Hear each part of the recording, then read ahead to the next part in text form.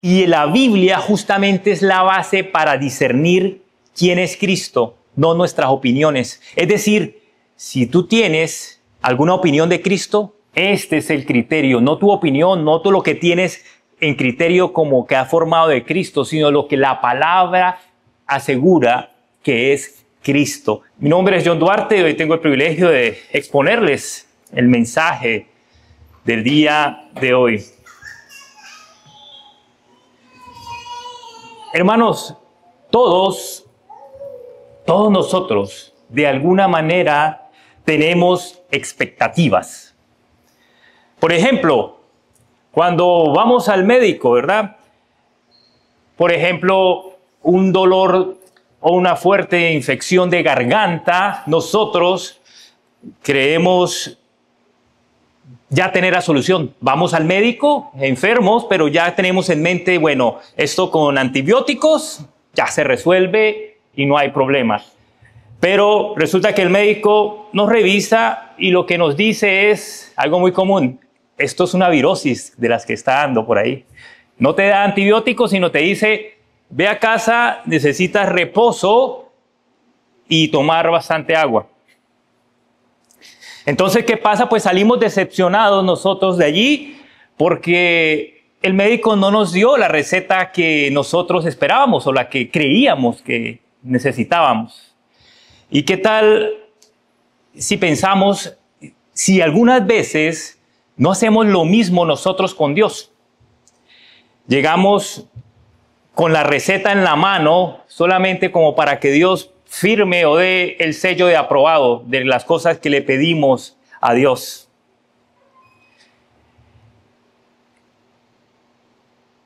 Pero Dios, más allá que incluso el médico, como puede conocer qué necesitamos de manera física, Él conoce lo que realmente necesitamos para el alma. Pero veamos en el trabajo.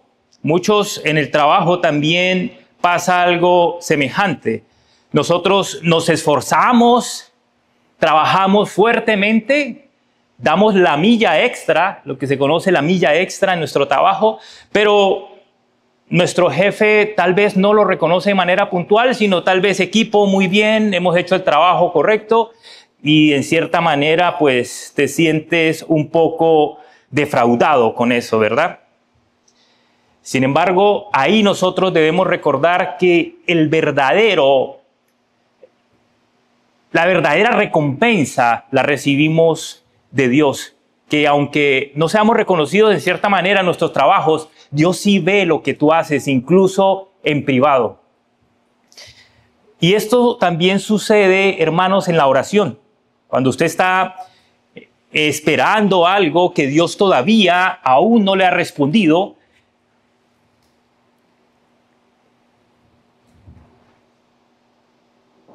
y que así como en el médico nosotros esperamos que Él lo resuelva de esta manera, pero resulta que Dios no lo hace. O peor aún, creemos que no responde a nuestras oraciones, sino se queda callado.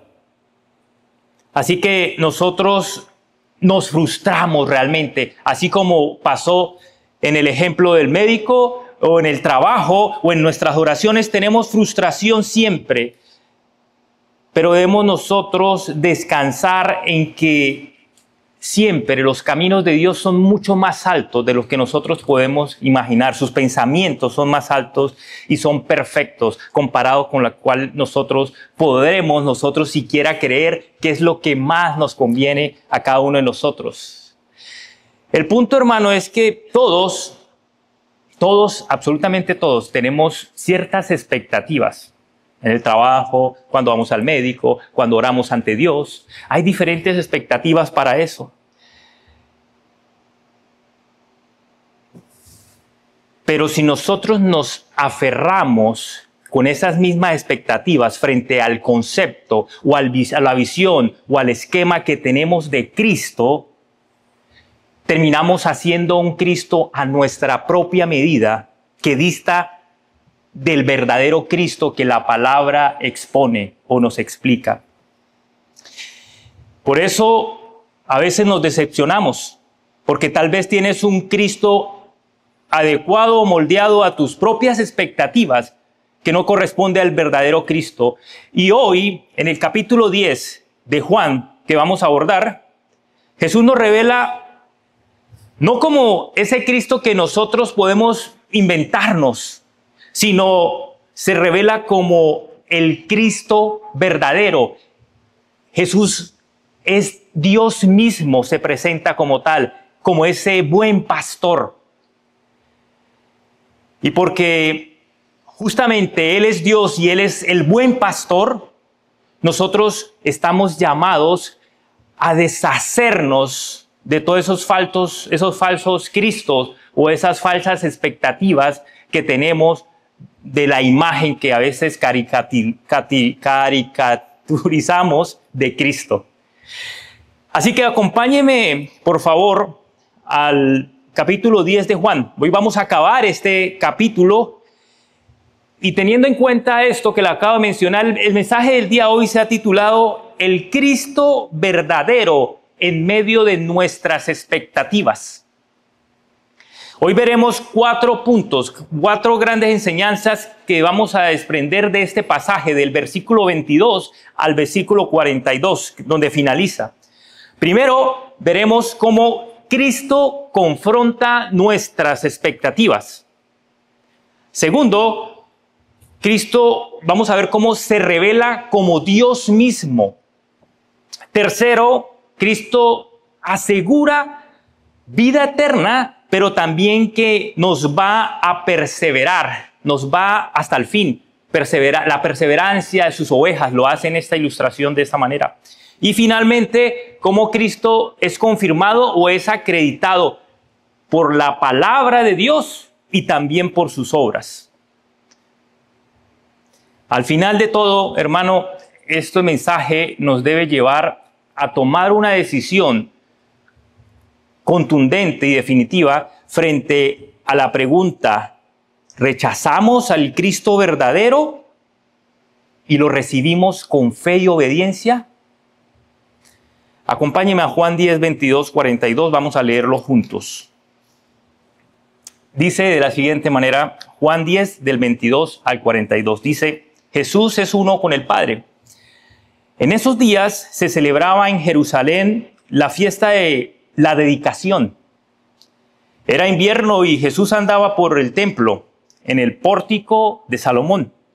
Entonces los judíos le rodearon y le decían: ¿hasta cuándo nos vas a tener en suspenso? Si tú eres Cristo, dínolos claramente. Jesús le respondió: os lo he dicho y no creéis. Las obras que yo hago en el nombre de mi Padre, estas dan testimonio de mí, pero vosotros no creéis porque no sois de mis ovejas. Mis ovejas oyen mi voz y yo las conozco y me siguen, y yo les doy vida eterna y jamás perecerán, y nadie las arrebatará de mi mano. Mi Padre que me las dio es mayor que todos, y nadie las puede arrebatar de la mano del Padre. Yo y el Padre somos uno. Los judíos volvieron a tomar piedras para apedrearle. Jesús les dijo: os he mostrado muchas obras buenas que son del Padre. ¿Por cuál de ellas me apedreáis? Los judíos le contestaron: no te apedreamos por ninguna obra buena, sino por blasfemia, y porque tú, siendo hombre, te haces Dios. Jesús le respondió: ¿no está escrito en vuestra ley, yo dije, sois dioses?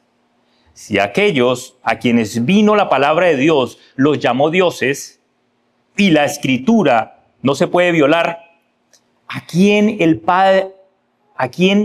Padre santificó y envió al mundo, vosotros decís blasfemas? Porque dije, yo soy el Hijo de Dios. Si no hago las obras de mi Padre, no me creáis. Pero si las hago, aunque a mí no me creáis, creed las obras, para que sepáis y entendáis que el Padre está en mí y yo en el Padre. Por eso procuraban otra vez prenderle, pero se les escapó de entre las manos. Se fue de nuevo al otro lado del Jordán, al lugar donde primero había estado bautizando Juan, y se quedó allí, y muchos vieron a él y decían, muchos vinieron a él y le decían, aunque Juan no hizo ninguna señal, sin embargo, todo lo que Juan dijo de este era verdad. Y muchos creyeron en él allí. Vamos a orar. Padre Santo, gracias, Señor. Gracias por este mensaje que nos permites leer, reflexionar, interpretar y aplicar, Señor. Te pedimos que a través del poder del Espíritu Santo seas tú guiándonos, dándonos discernimiento, sabiduría, lucidez, claridad para emplear este mensaje de la mejor manera y sobre todo para todo aquel que pueda escucharlo, sensibiliza sus sentidos para poder escucharlo, atenderlo, entenderlo y aplicarlo de manera fiel a sus vidas. Que podamos seguir siendo ese testimonio transformador después de haberte recibido a ti como nuestro Señor y Salvador personal. En el nombre de Jesús oramos y te damos gracias. Amén. Ok, hermano, vamos a desarrollar a partir de estas falsas expectativas que tenemos del Cristo, que muchas veces nos idealizamos, vamos a abordar estos 4 puntos. Y les dije que el primer punto es ese contraste entre el Cristo verdadero que nos presenta la Biblia y aquellas falsas expectativas que tenemos de Él. Veamos versículos 22 al 26, el primer pasaje. Vemos que allí Juan nos dice que todo esto sucedió ¿en qué momento? En una fiesta, ¿verdad? Dice ¿cuál? La fiesta de la dedicación, que era conocida por ellos como el Hanukkah. Y para poder entender mejor este pasaje, es importante que nosotros recordemos un poco de dónde nace esta fiesta del Hanukkah, o la fiesta de la dedicación.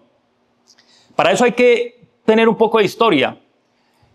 Después del reinado de Salomón, usted sabe, el pueblo de Israel se divide en 2, del norte y del sur.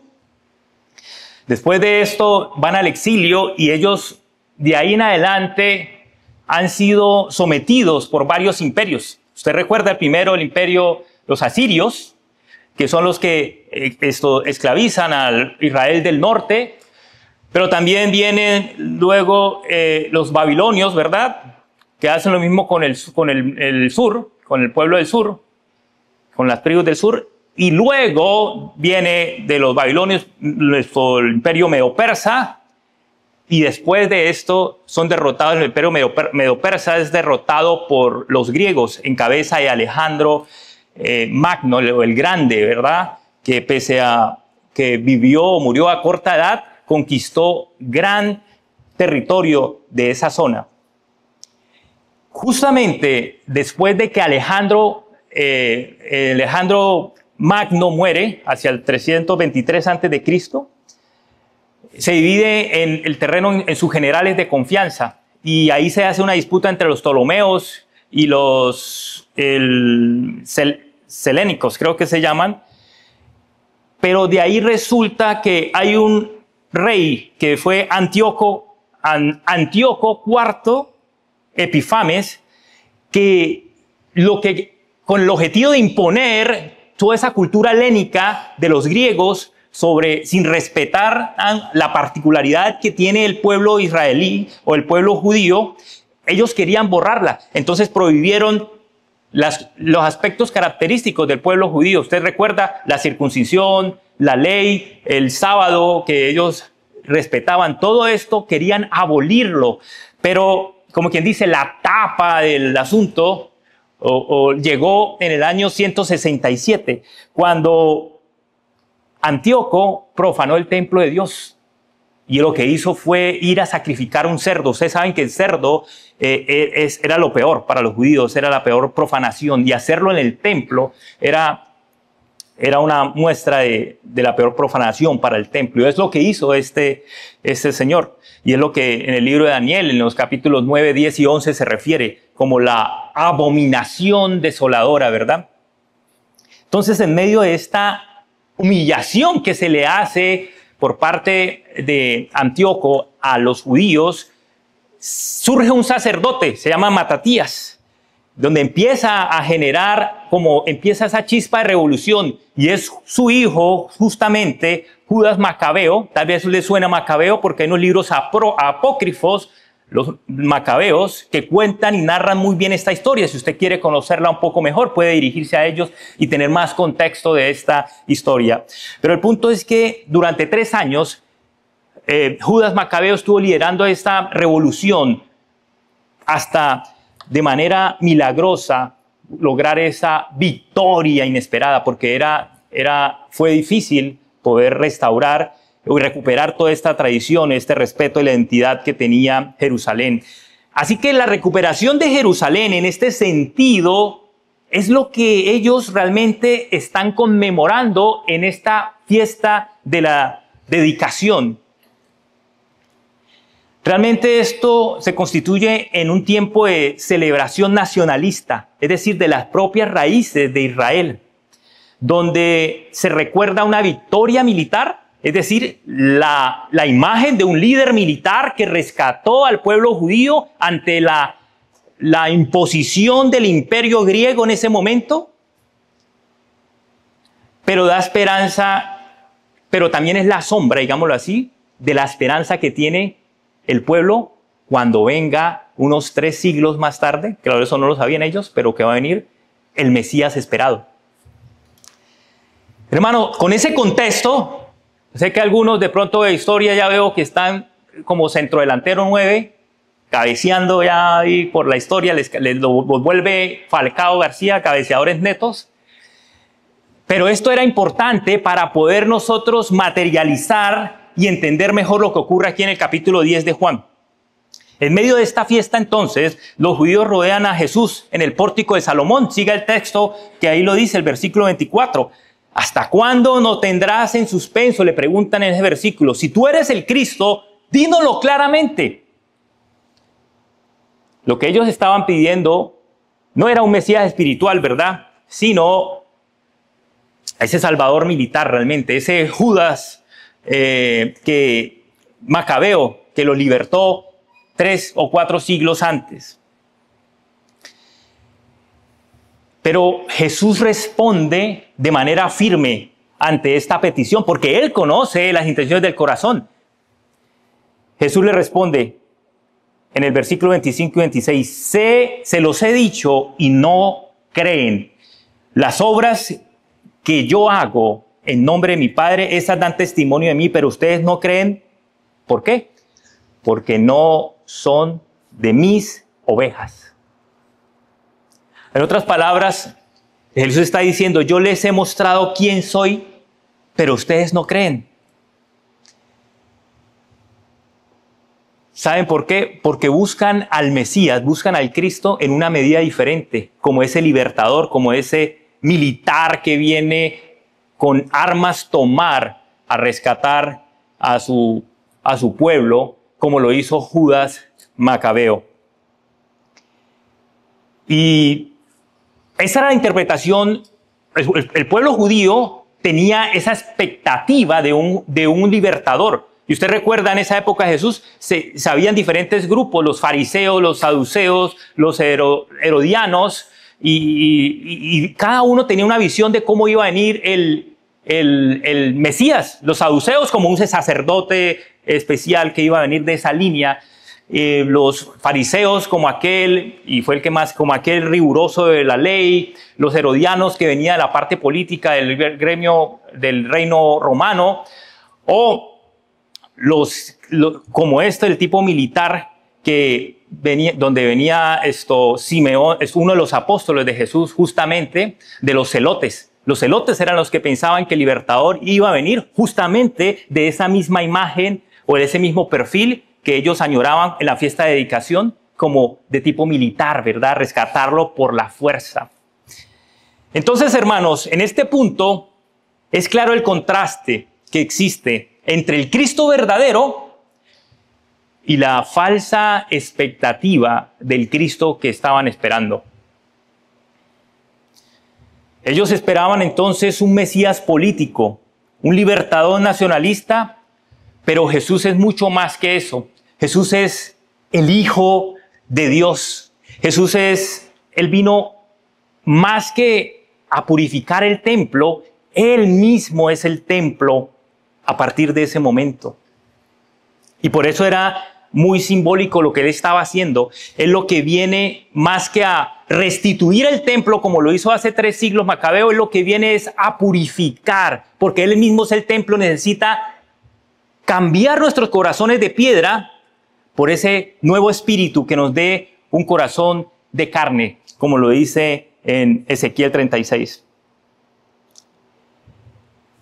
Hermanos, después de esta historia o este contexto histórico, es importante que veamos que nosotros hoy en día no estamos tan lejanos de esas expectativas de la forma de ver a Cristo mismo. Porque muchas veces también nosotros vemos a un Cristo conforme a nuestras propias necesidades o expectativas. Y eso es lo que quiero que veamos. Un Cristo, por ejemplo, que garantiza el éxito y la prosperidad. Muchos hoy se acercan a Jesús pensando que Él es como esa póliza de seguro, esa máquina que puede dar bendiciones de cualquier manera, y limitan a Cristo de manera pragmática o utilitarista, como si Cristo solo es esa máquina que extiende bendiciones y me sirve para sacar adelante mis negocios y para que no tenga problemas financieros. Pero ese no es el Cristo que la Biblia nos dice. Vea lo que dice Juan 16:33. Usted sabe, es muy conocido frente al Cristo que nos presenta la Biblia. Porque dice que en el mundo tendrán aflicción, pero Cristo pide que confiemos porque Él ha vencido el mundo.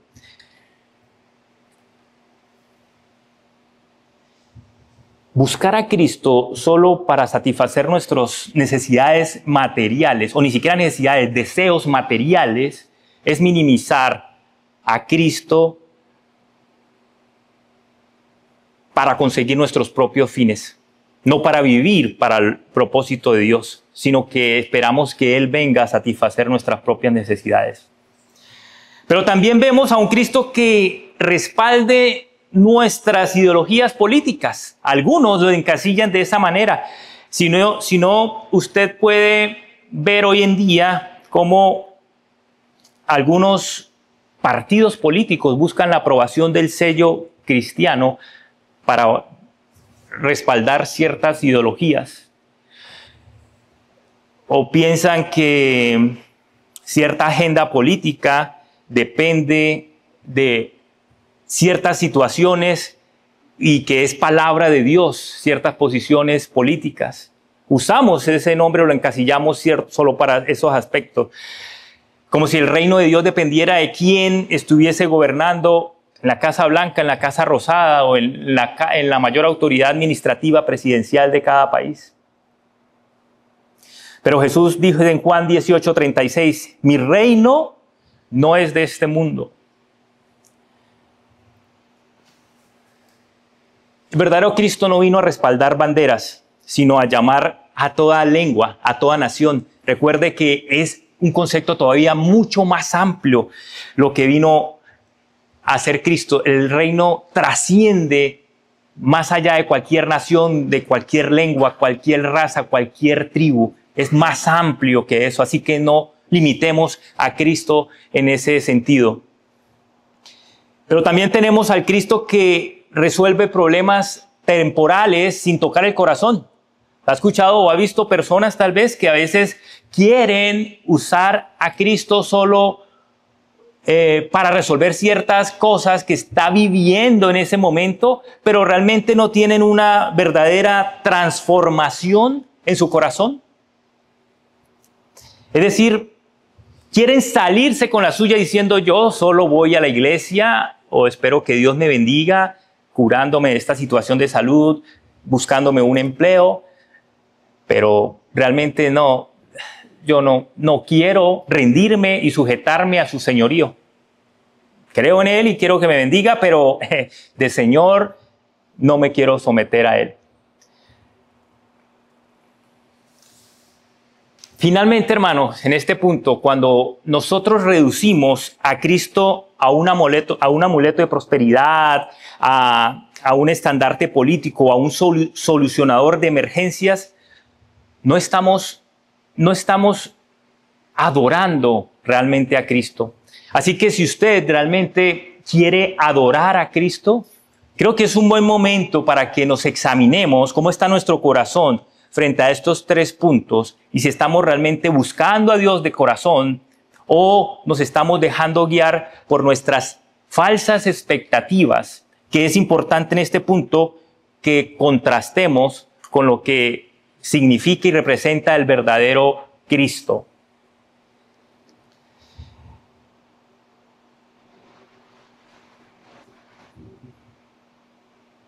Pero Jesús no se limita solo a desarmar estas formas de Cristo o estos Cristos que hacemos a nuestra propia imagen. Él también se revela en su gloria como Dios verdadero. Y es el segundo punto. El Cristo verdadero se revela como Dios. Dice los versículos 27 al 33. Aquí Jesús describe una marca de las ovejas. Dice que el versículo dice que lo reconocen y lo siguen, ¿verdad? Dice, mis ovejas escuchan mi voz, la reconocen y me siguen.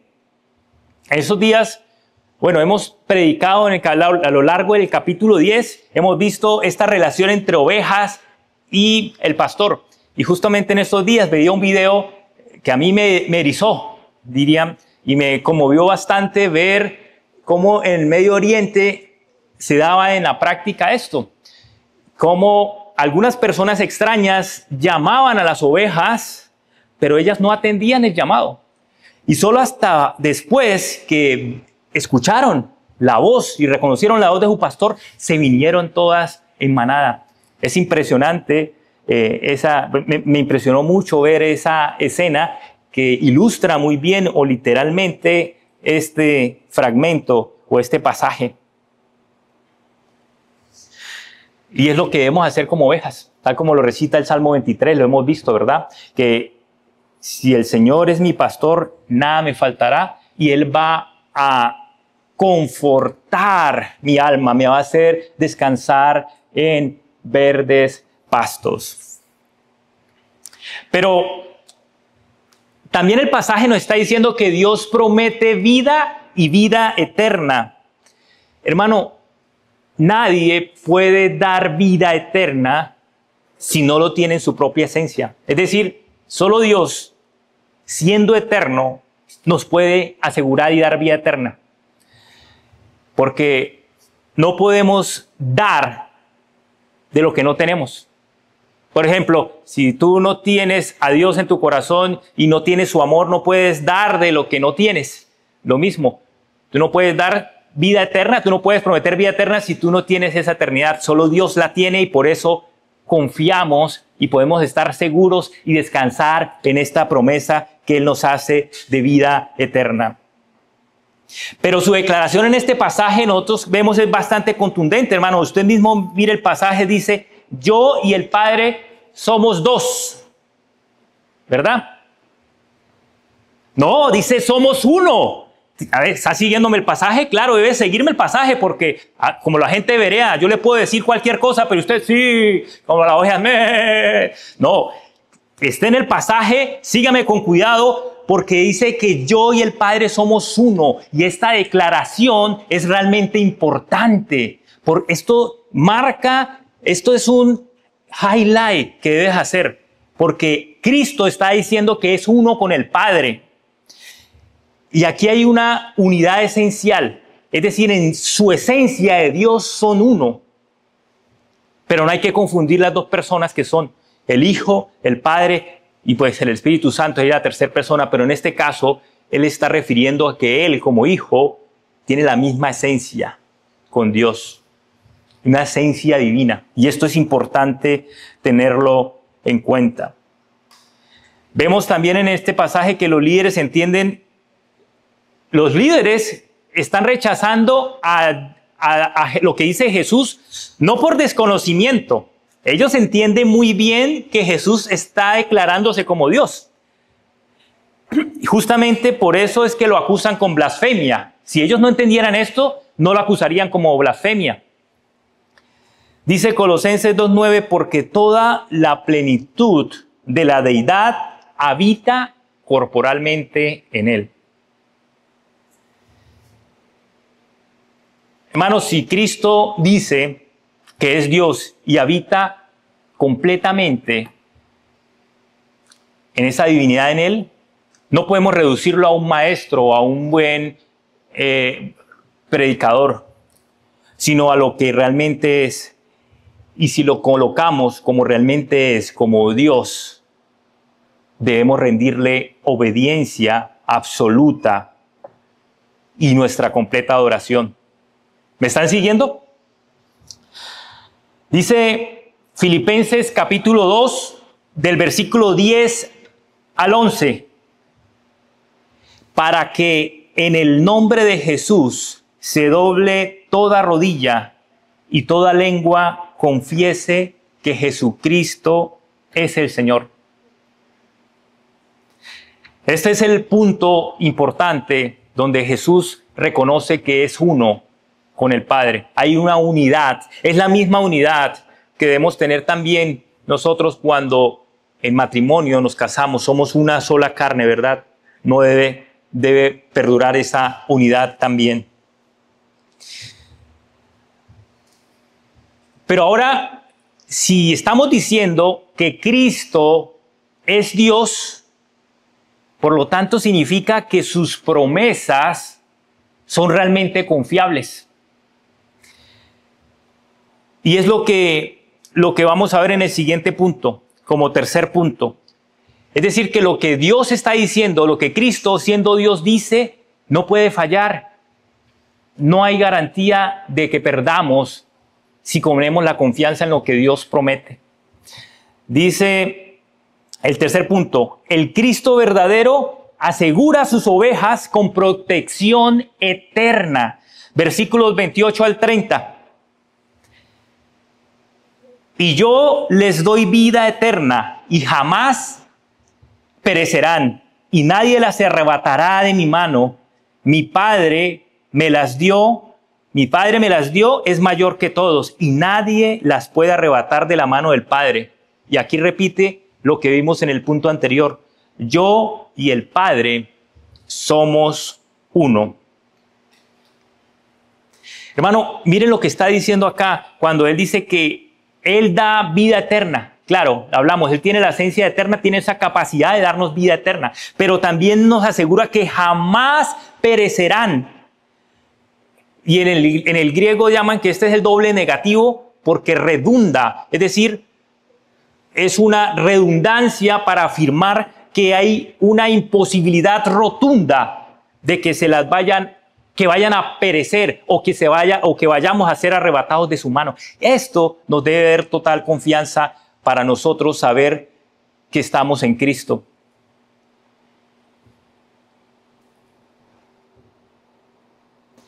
Es decir, que nuestra vida eterna, una vez estamos en Cristo, no podemos perderla.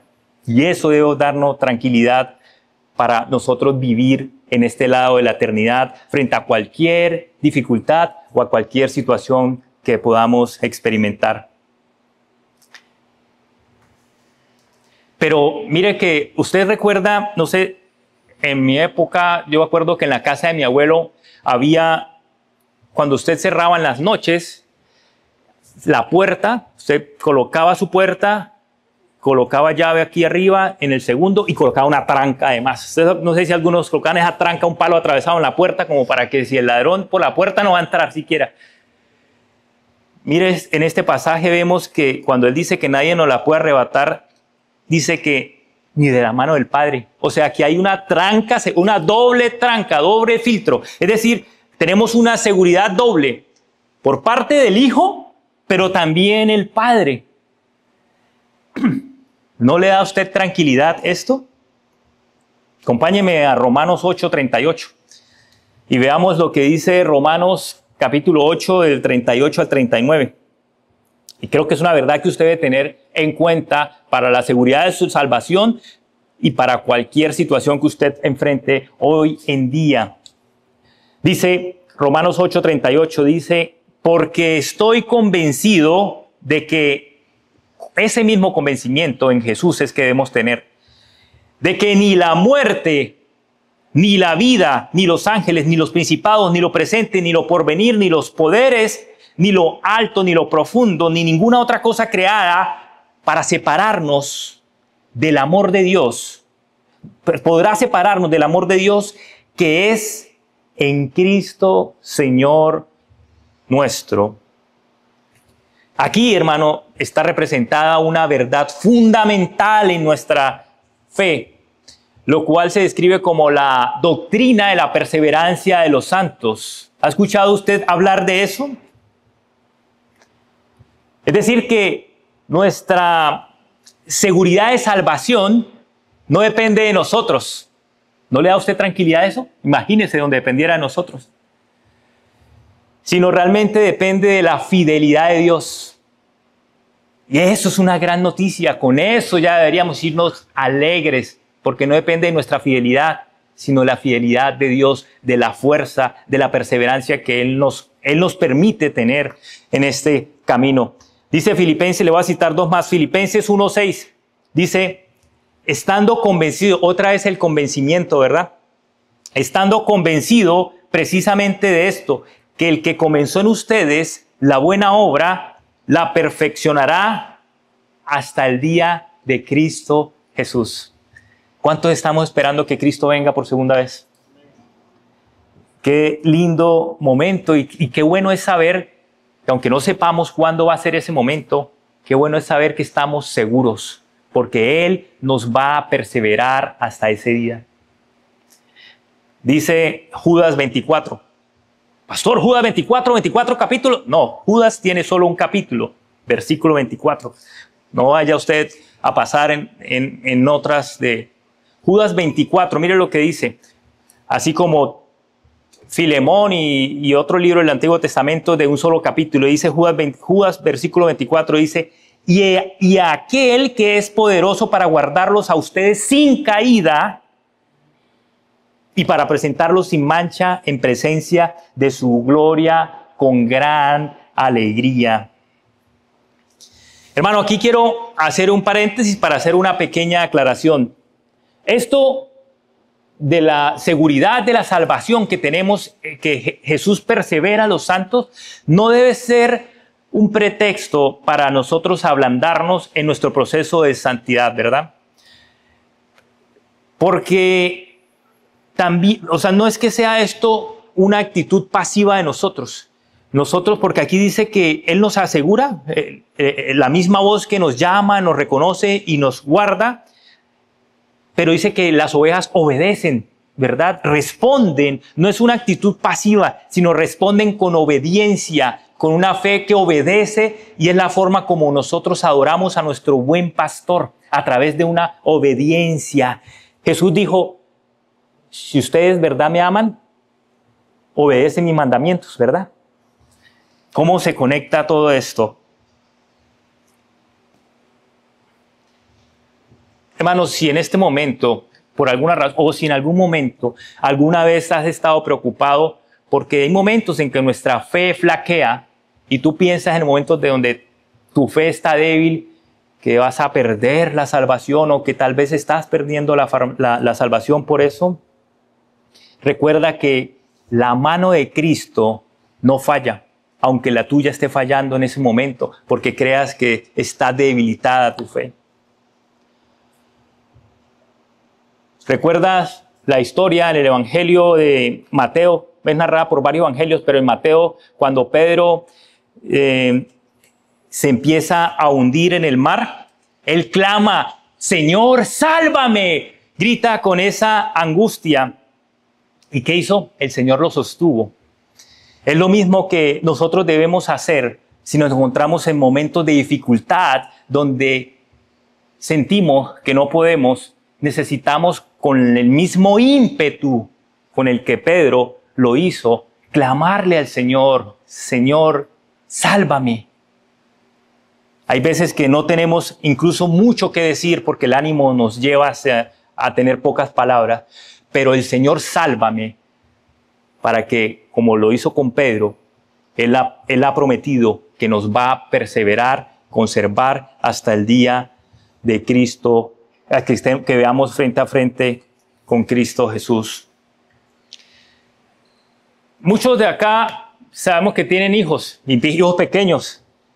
Quiero que pensemos cuando usted va en la calle con su hijo pequeño de la mano, estoy seguro que el niño, si se puede tropezar, se puede caer, pero no se va a soltar. Y menos si el padre sabe que va a correr su vida riesgos si lo suelta. Y es justamente esto lo que muestra que esa perseverancia no depende del niño, de la fuerza del niño, sino de la capacidad del padre de sostener al niño. Un padre no va a soltar el niño por más que se vaya a caer y que él sienta que ya, es decir, su sostenibilidad, su permanencia depende de la mano del padre y no de la mano del hijo. Algunos que dicen que la salvación se pierde, dicen que sí, claro, pero podemos saltar de la mano del Padre, ¿verdad? ¿En serio cree que puede saltar de la mano de Dios? Isaías 41:10 dice, Isaías 41:10 es un versículo algo conocido, lo voy a leer, dice, no temas, porque yo estoy contigo, no te desalientes, porque yo soy tu Dios. Te fortaleceré, ciertamente te ayudaré, sí, te sostendré con la diestra de mi justicia.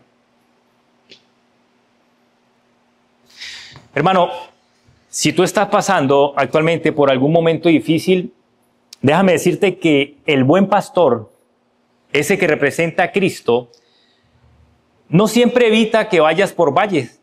En esta vida, dijimos, vas a tener que afrontar valles seguramente. Pero lo que sí estés seguro es que el valle no te va a arrebatar de la mano del Padre. Y eso debe darnos absoluta confianza. Mire este Salmo 121.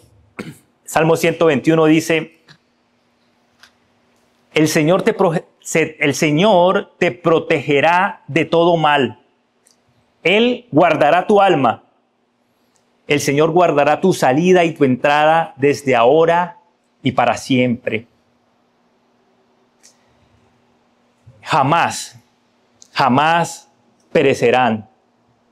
Porque el Señor puede salvar siempre, siempre va a estar si tú has nacido de nuevo y si tú estás en Cristo y lo reconoces como su pastor, como su Señor y su Salvador personal. Finalmente, dice,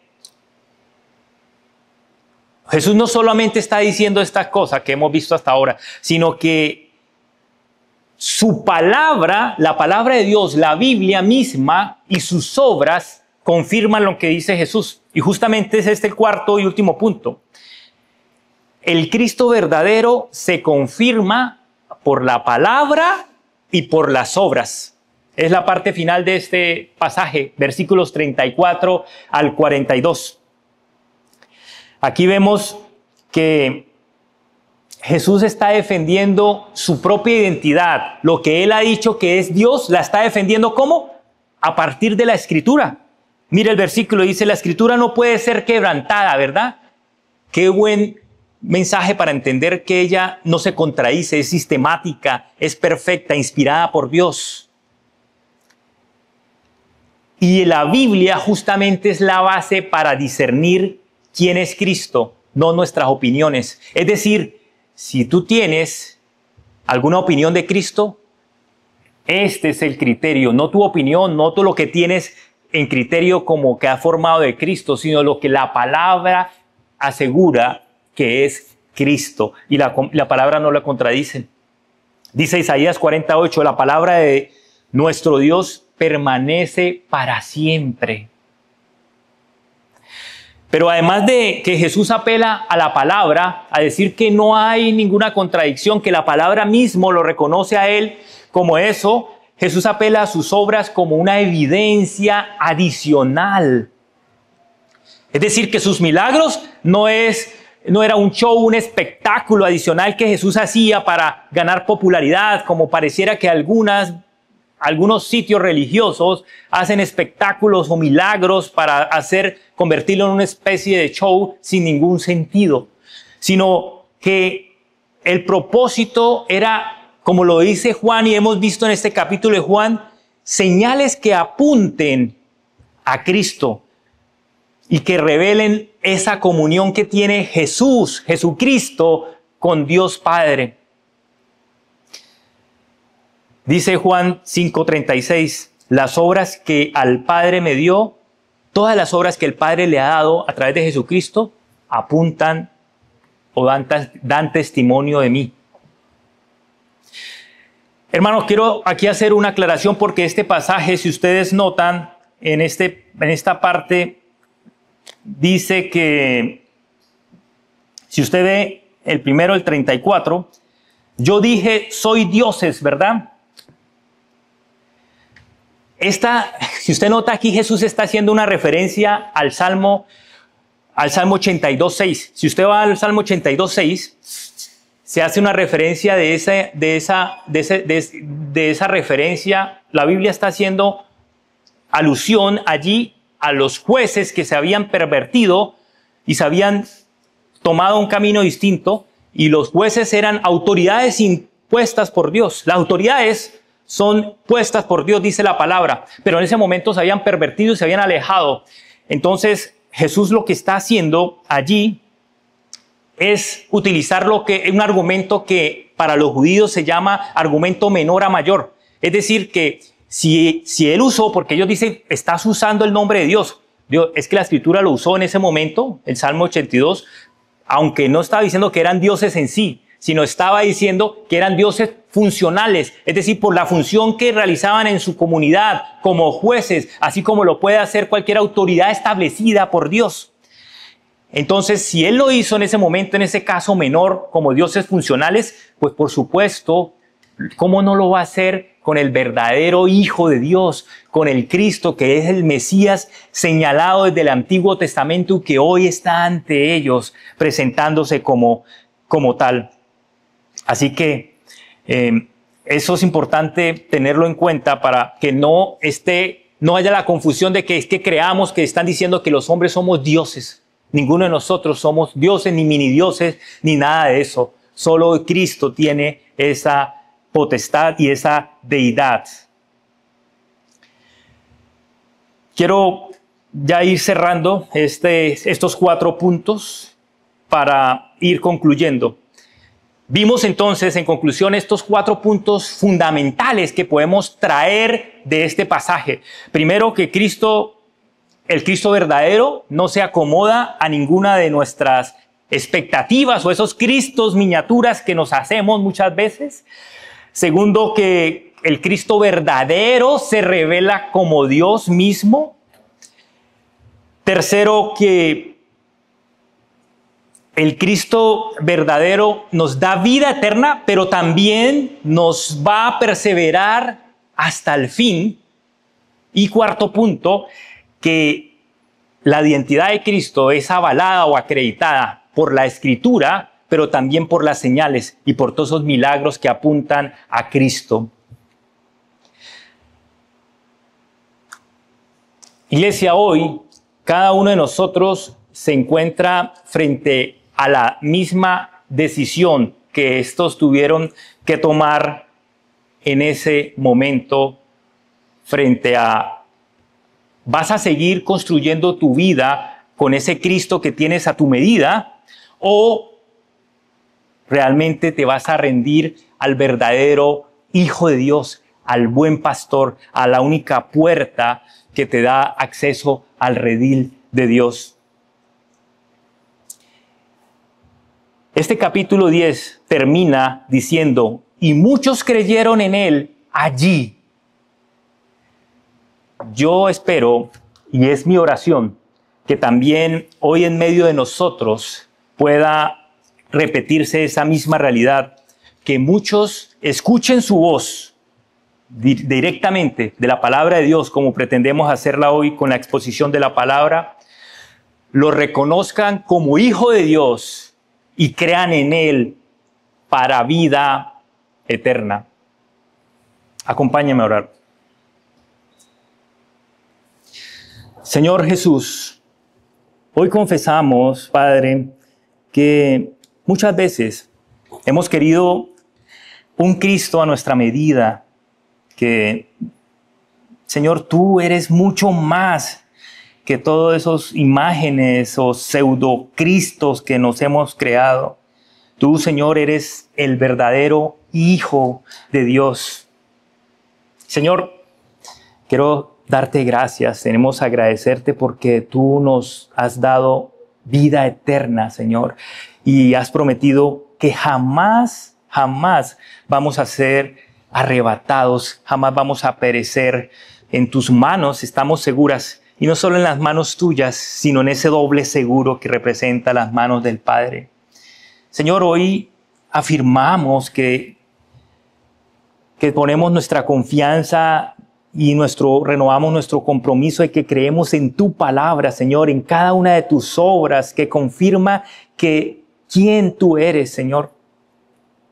Te pedimos, Padre, que aumentes nuestra fe. Fortalece a aquellos que están dudando en este momento. Consuela a aquellos que están pasando por situaciones difíciles, donde flaquean, y que permítenos, Señor, como lo has prometido, que nos guardes siempre manteniendo esa fidelidad hasta el fin.